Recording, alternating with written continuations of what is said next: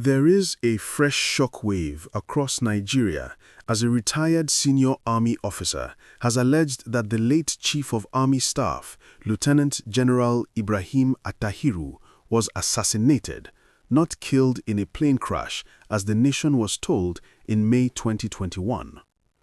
Major General Danjuma Ali-Keffi, a man who once commanded one division and led the covert operations service-wide, has broken years of silence, and what he revealed is shaking military circles, political corridors, and the entire security establishment. Now at this point, if you are watching, please like this video and subscribe. According to Ali-Keffi, Attahiru's death did not come from a normal aviation failure.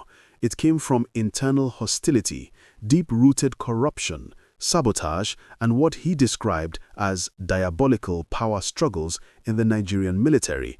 And he insists the aircraft did not crash, it exploded. If you are still with us, please like this video and subscribe. On May 21, 2021, the nation woke to the heartbreaking news that the newly appointed COAS, Lieutenant General Ibrahim Attahiru, and 10 other military personnel had died when their aircraft crashed near the runway of Kaduna International Airport.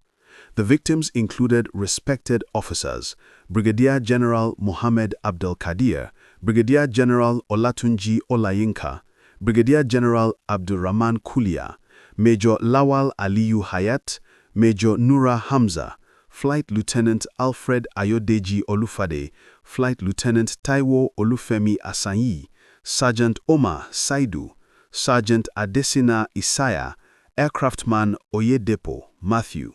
Their loss was devastating, but what happened that evening was not an accident, it was a message. Ali-Keffi narrated that his conversations with Attahiru began when he assumed office in February 2021.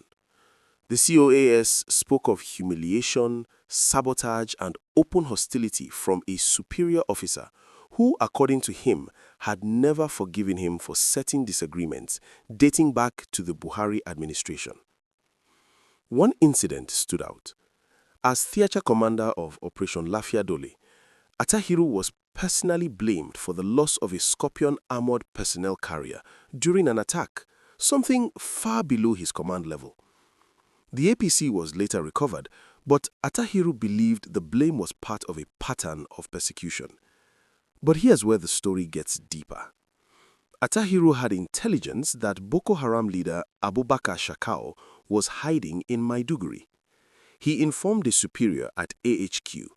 The reaction, according to him, was shock and incoherence. Minutes later, AHQ sent him a directive through unsecured channels, something that should never happen in a sensitive operation. By the time troops arrived, Shekau had fled. Attahiru suspected a tip-off. So viewers, what do you think?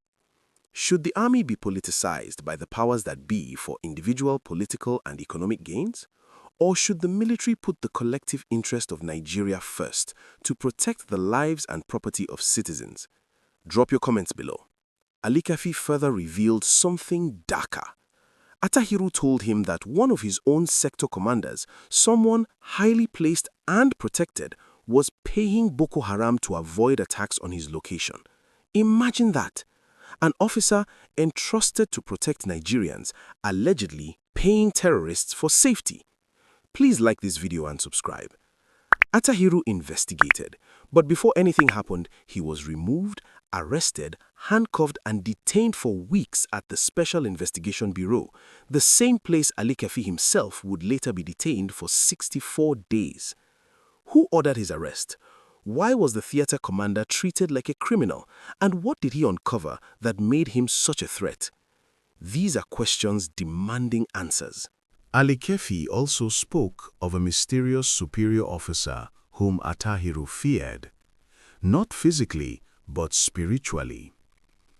The COAS repeatedly referred to him as that man, urging Ali-Keffi to stay away, calling the officer dangerous and diabolical. The dread in Attahiru's voice, Ali-Keffi said, was unmistakable. Again, viewers, what do you think?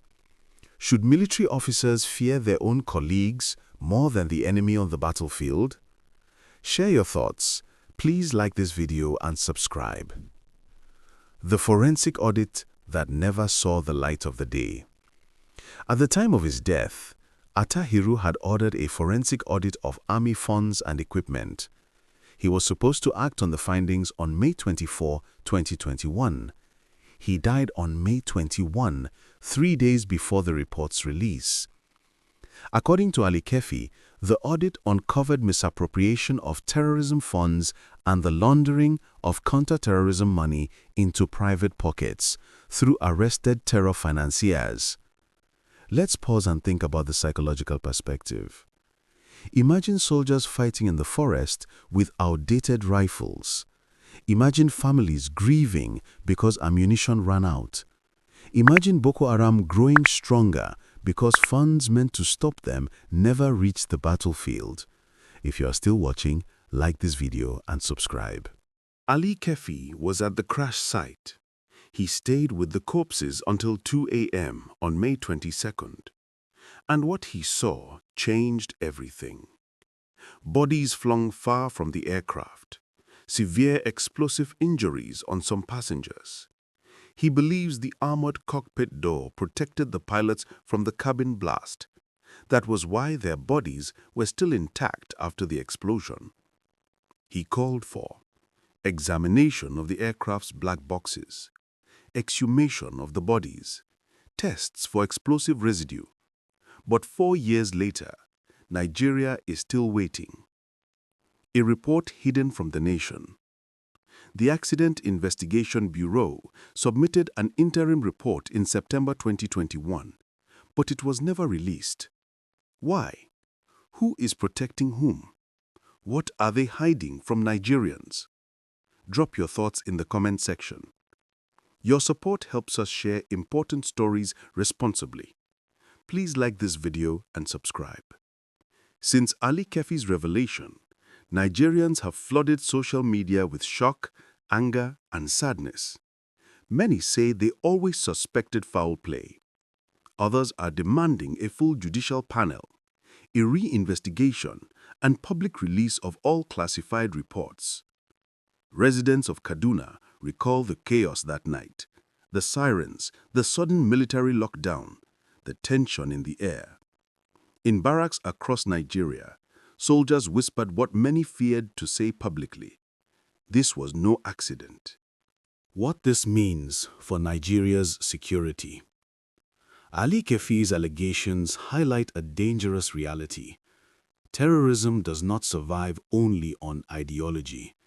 It survives on corruption. It survives on internal betrayal. It survives when powerful people protect it for their own gain.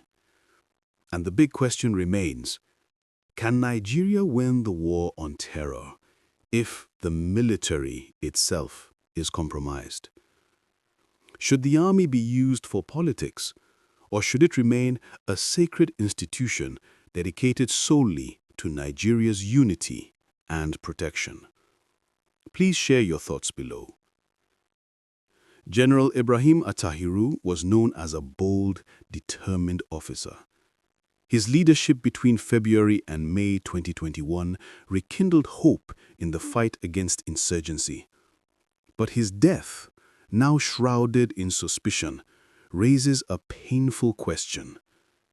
Did Nigeria lose a chief of army staff to an accident or to enemies within? As we await answers, one truth stands firm. Nigeria's safety requires transparency, accountability, and a military that serves the people, not the pockets of the powerful. Let us stay alert. Let us ask questions. Let us demand justice. And above all, let us work together for a safer Nigeria. Please like this video and subscribe. Your support helps us share important stories responsibly.